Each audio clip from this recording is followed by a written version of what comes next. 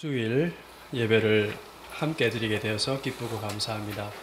또 이렇게 새로운 장소에서 하니까 아담하고 참 보기가 좋습니다. 그렇죠?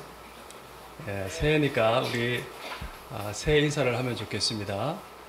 바깥에서는 새해 복 많이 받으세요 이렇게 했는데 가만히 생각해 보니까 우리에게 가장 좋은 인사는 새해에도 하나님께서 함께 하시는 임마누엘의 복을 누리시기 바랍니다. 이게 제일 좋을 것 같아요.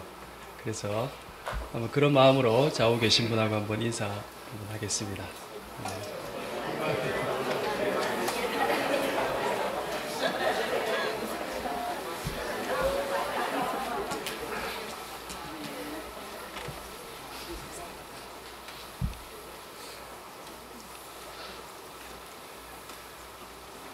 우리가 사는 오늘의 세상을 어떻게 표현할 수 있을까요? 어떤 작가가 전곡을 찌르면서 잘 표현했습니다. 피로사회라는 말입니다. 세상을 온통 지배하고 있는 이 성과주의 때문에 모두가 피로하다는 것이죠. 그 작가의 말에 따르면은 이 현대사회는 할 수 있다 하는 것이 최상의 가치가 된 긍정의 사회라고 합니다. 그도 그럴 것이 발달된 과학기술 때문에 오늘날 뭐도 만들죠. 인공지능도 만들고 동물도 복제하고 지구를 떠나서 뭐 할까요? 여행도 할 수 있는 그런 세상이니까요. 참으로 오늘날의 인간은 못하는 것이 거의 없는 창조자와 같습니다. 거창한 기술 이야기를 했는데 굳이 그런 것 들먹거리지 않더라도 사람들이 어떻게 이야기합니까?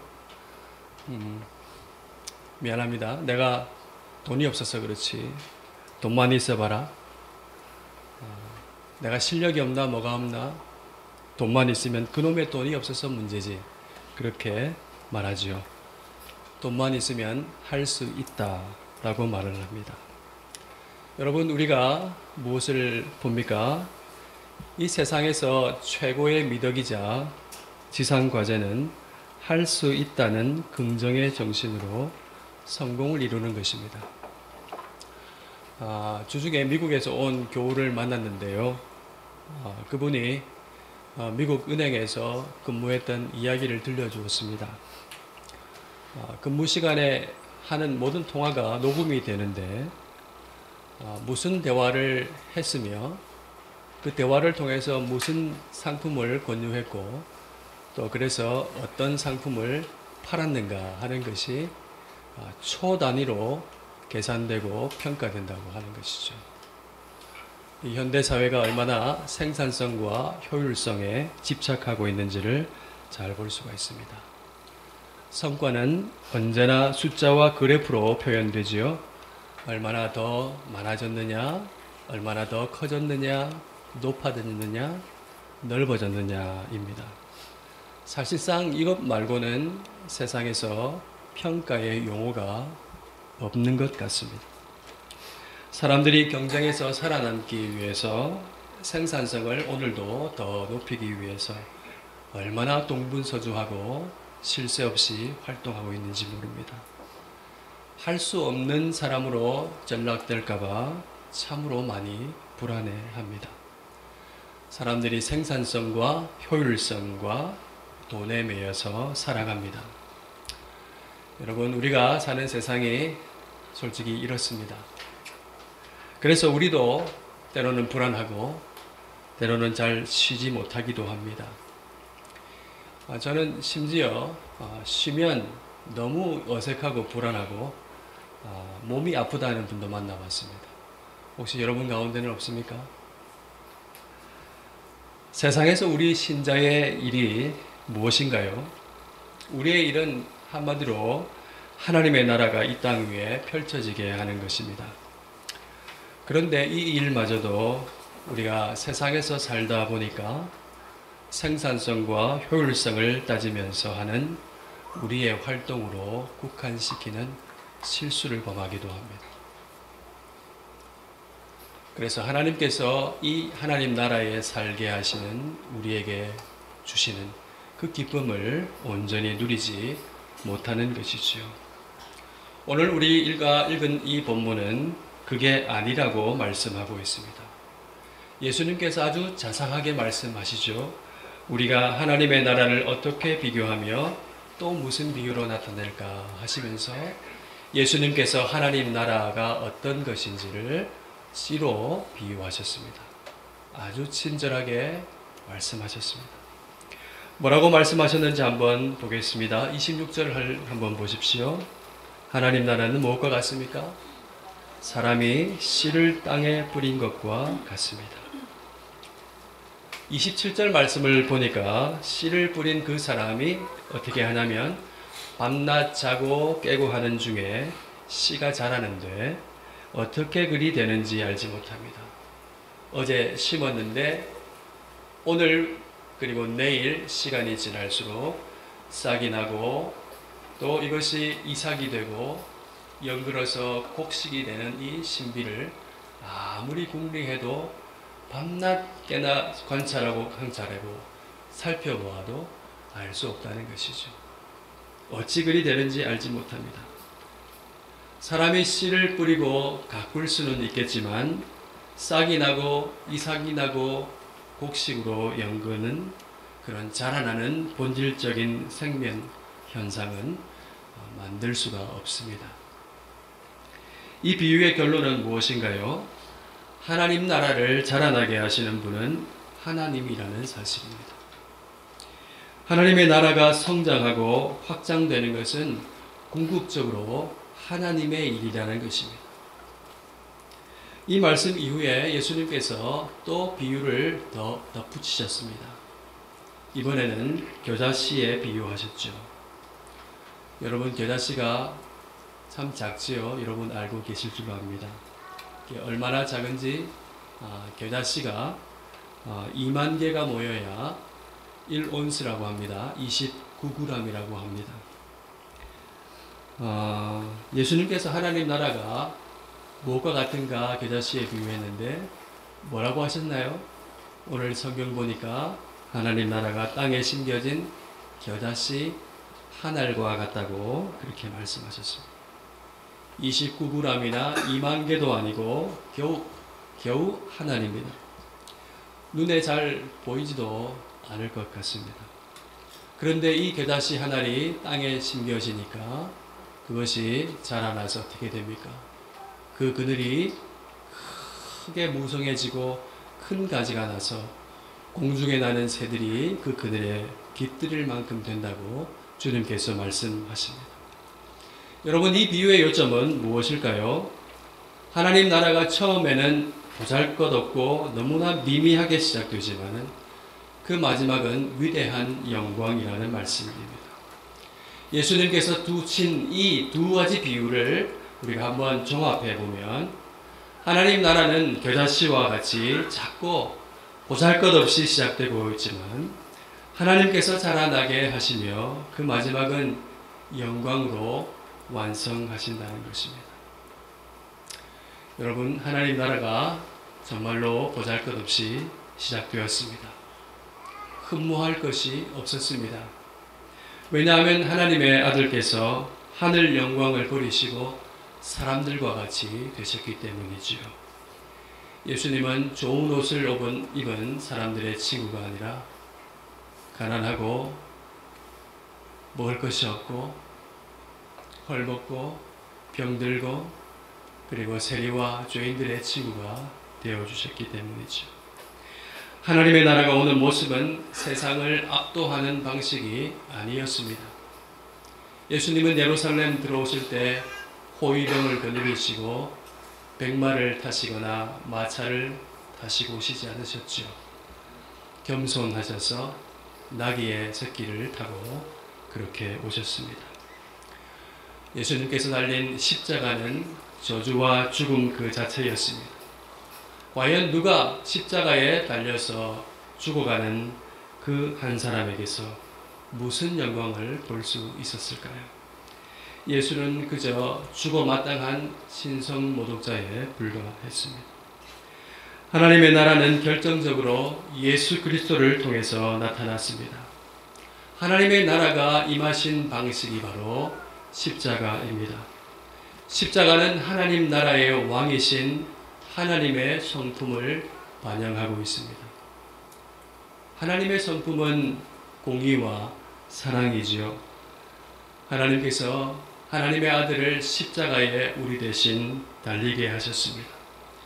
죄인에게 부어져야 할 그 무서운 진노를 자기 아들에게 대신 부으셨습니다. 그리하여 죄에 대해서 진노하시고 벌하실 수밖에 없는 하나님의 공의를 이루셨습니다. 그리하여 아들을 십자가에 못 박으심으로 말미암아 우리를 구원하시는 하나님의 놀라운 사랑을 이루셨습니다. 하나님은 아들을 십자가에 넣어주셨습니다. 그러니까 이 십자가는 하나님 자신을 주시는 길과 같은 것입니다. 하나님께서 우리를 죽기까지 사랑하셨습니다. 하나님 나라가 이 겨자씨 한 알과 같이 우리에게 임하였지요. 십자가에 달리신 하나님의 아들이 겨자씨 한 알과 같다고 할 수 있습니다.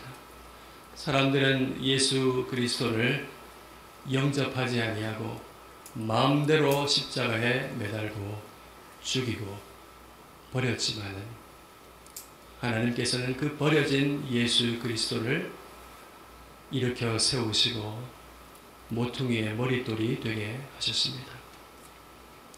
하나님은 그리스도 안에서 우리를 사망에서 생명으로 옮겨주셨습니다.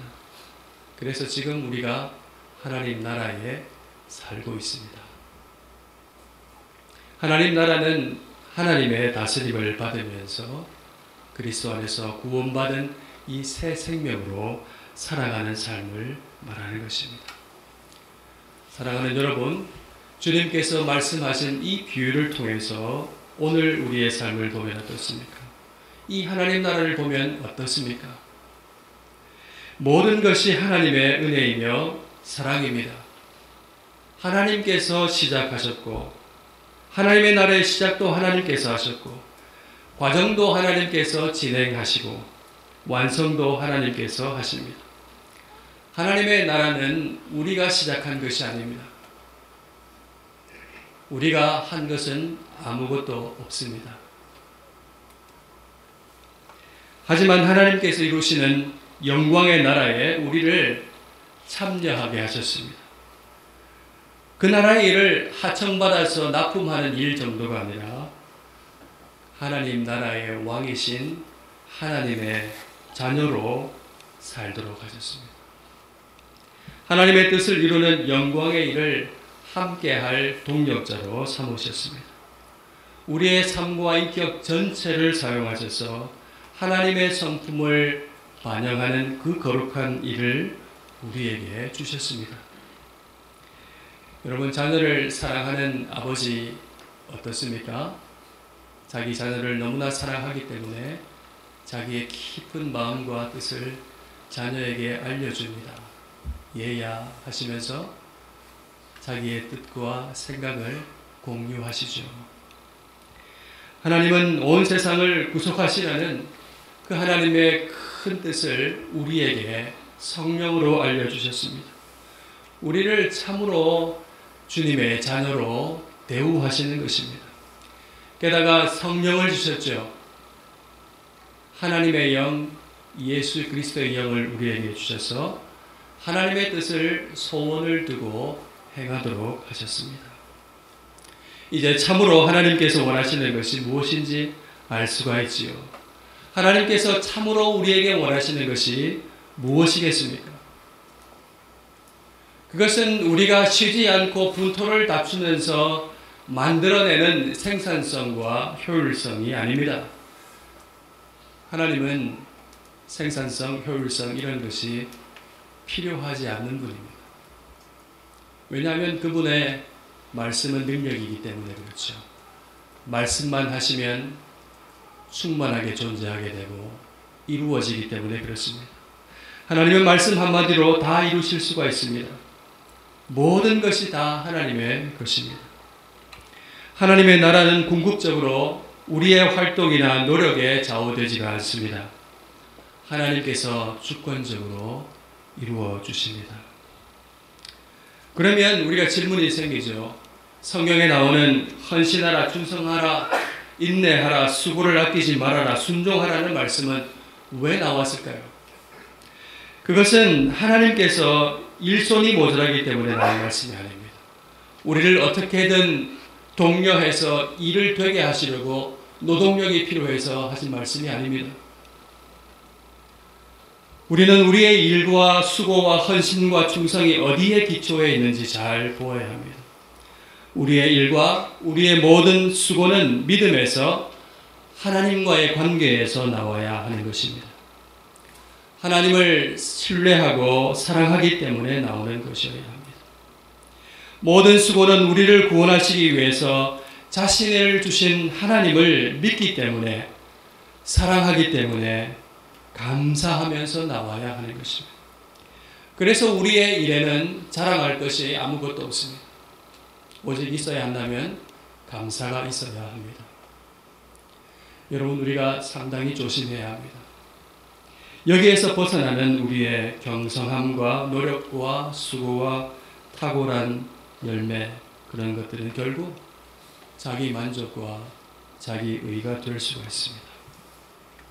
하나님께서 참으로 원하시는 것이 무엇일까요? 하나님은 영광으로 완성하실 하나님의 그 거룩한 뜻, 하나님의 그 거룩한 일을 사랑하는 우리와 함께 하길 원하신 것입니다. 하나님께서 원하신 것은 우리의 믿음과 사랑입니다. 하나님께서 우리를 위해 완성하실 영광을 알기 때문에, 그것을 믿기 때문에 헌신과 순종이 나옵니다. 우리를 위한 십자가의 은혜를 알기 때문에 그 하나님을 사랑할 수밖에 없고, 그 사랑에서 비로소 수고와 인내가 나와야 합니다. 또 봅시다. 하나님께서 왜 순종하고 충성하라, 인내하라, 신실하라고 말씀하십니까? 왜냐하면 이것이 하나님을 신뢰하는 표이기 때문에 그렇습니다. 여러분, 믿지 않으면 어떻습니까? 갈 수가 없습니다. 믿지 않으면 기다릴 수가 없습니다. 믿지 않으면, 믿을 수 없으면 인내할 수가 없습니다. 누가 믿지 못하는데 맡길 수가 있겠습니까?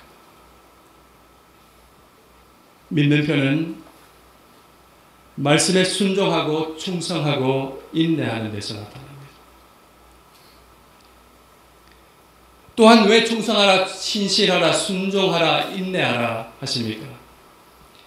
순종과 헌신과 인내가 하나님의 성품을 반영하는 길이기 때문에 그렇습니다. 예수님께서 순종하셨습니다. 예수님께서 인내하셨습니다. 예수님께서 헌신하셨습니다. 예수님께서 하나님 아버지의 뜻을 받들어 순종하시고 자기 몸을 내어주셨습니다. 십자가에 못 박혀 달려 돌아가시면서 물과 피를 흘리면서 죄인들의 조롱과 비난을, 그 수치를 길이 참으시고 그 고난을 길이 참으셨습니다. 하나님께서 하심을 알고 영광으로 완성하심을 믿는 사람은, 그래서 결국 어차피 하나님이 하시니까 하시면서 방임하지 않습니다. 우리를 그 거룩한 영광의 일에 부르심을 기억하고 신실하게 살아갑니다. 하나님의 은혜를 알기 때문에 감사합니다. 하나님, 그 거룩하신 아버지 하나님의 뜻이 나의 소원이 되어서 충성스럽게 살아갈 것입니다. 영광스럽게 완성될 하나님 나라를 꿈꾸면서 그것을 믿기 때문에 어려움과 고난이 있을지라도 인내합니다. 십자가를 선택합니다.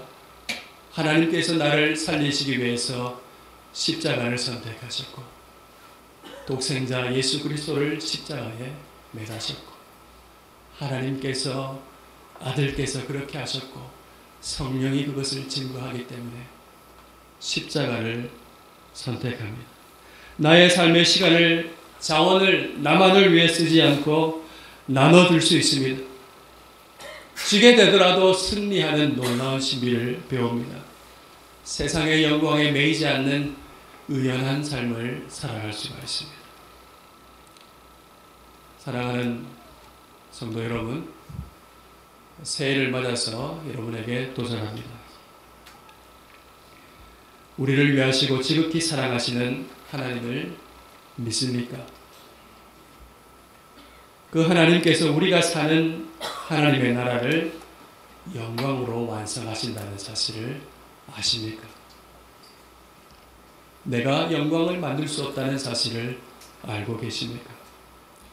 영광이 내가 아니라 하나님께 있음을 알 때 하나님께서 우리를 위해 영광의 나라를 완성하심을 믿을 때에 우리는 안심할 수가 있습니다. 쉴 수가 있습니다. 쉬면서 뭐를 볼까요? 그때 눈을 들어서 들에 핀 꽃과 백합을 보지요. 공중에 날아다니는 새를 볼 수 있습니다. 일 중독에 걸린 사람은 들에 핀 꽃, 하늘에 나는 새 볼 여유가 없습니다.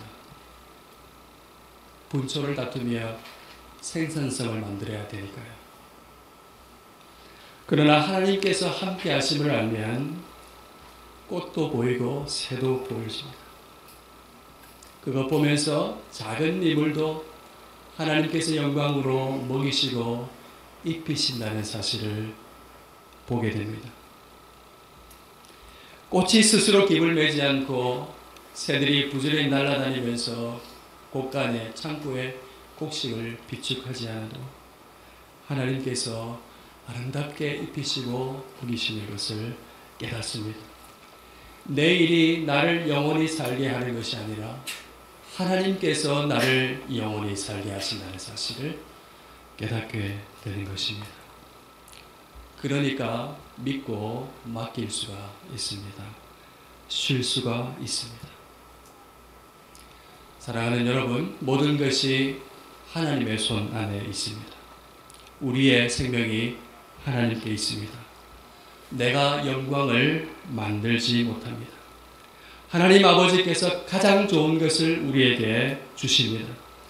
사랑하는 교우 여러분, 모든 염려, 우리의 모든 삶을 하나님께 맡기시기 바랍니다. 내 삶이 하나님의 손에 있음을 오늘 새해 아침부터 선언하시기를 바랍니다. 우리가 하나님을 바라보고 신뢰하면서 우리의 삶을 하나님께 맡겨야 합니다. 이것이 복된 삶을 살아가는 길입니다. 여러분, 이 삶을 연습하고 실습하고 배우는 곳이 저는 예배라고 생각합니다. 예배는 이렇게 살 수 있게 하는 삶의 충전소입니다. 예배에서 우리는 하나님을 만나기 때문입니다. 하나님을 만나서 하나님이 베푸신 사랑을 다시 깨닫게 되는 것이죠. 예배는 내가 누구인지 참되게 발견하는 삶의 자리입니다. 예배하면서 하나님을 만나게 되면서 전에는 죄의 종로로 타는 흑암의 백성이었지만 이제 아들 안에서 그리스도 안에서 생명의 나라로 아들의 나라로 옮겨진 복된 하나님의 자녀인 것을 깨닫고 세상에서 이리 치이고 저리 치이고 이리 밀리고 저리 밀리고 전전긍긍하면서 할 수 없을까봐 노심초사했던 우리의 그런 모습이 아니라 하나님께서 자기 아들을 주시기까지 우리를 지극히 사랑하신 그 사랑을 알게 되므로 우리를 아들 삼아 참으로 놀라운 하나님의 일을 맡기시는 것을 알게 됩니다. 놀라운 회복의 역사가 일어나는 것입니다. 내가 누구인지 참되게 발견하는 삶의 자리입니다. 우리가 사랑해야 할 형제와 이웃이 누구인지를 하나님께서 밝히 알려주십니다. 그 이웃을 보는 현장이 바로 예배입니다. 나는 너희의 하나님이 될 것이요 너희는 내 사랑하는 백성이니라 너희는 내 자녀니라 하시는 그 언약의 말씀이 생생히 새롭게 들려지는 삶의 자리가 예배인 것입니다. 여러분, 예배가 우리의 삶이 새롭게 시작되는 곳입니다. 새롭게 하는 곳입니다. 우리의 영혼을 솟게 하는 말씀이 들려주는 곳입니다. 예배는 하나님의 안에서 안식하는 날입니다. 세상의 분주한 일을 내려놓고 하나님만을 예배하게 될 때 우리의 영혼이 소생하게 됩니다. 참으로 쉬게 됩니다. 하나님의 시간 영혼 속에 그 하나님의 품에 거하게 되지요. 시간의 주인이신 하나님 안에서 고요하게 삶을 배웁니다. 일이 무엇인지, 내가 왜 일하는지, 내 삶이 무엇인지, 쉰다는 것이 무엇인지, 그 모든 것, 자고 눕고 일어서고 출입하는 그 모든 삶의 행동들이 하나님 영원한 시간 속에서 시간의 주인인 하나님 안에서 쉬면서 배우게 되는 것입니다. 그 삶의 의미를 깨닫게 됩니다. 여러분, 세상의 풍조에 떠내려가지 마시기를 바랍니다.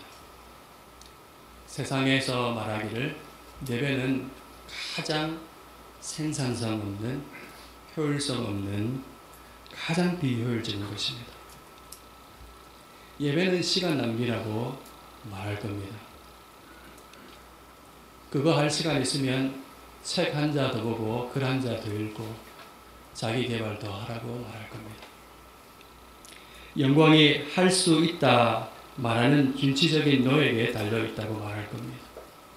예배는 그저 너를 위한 공감과 위로 정도로만 삼으면 그만이라고 말할 겁니다.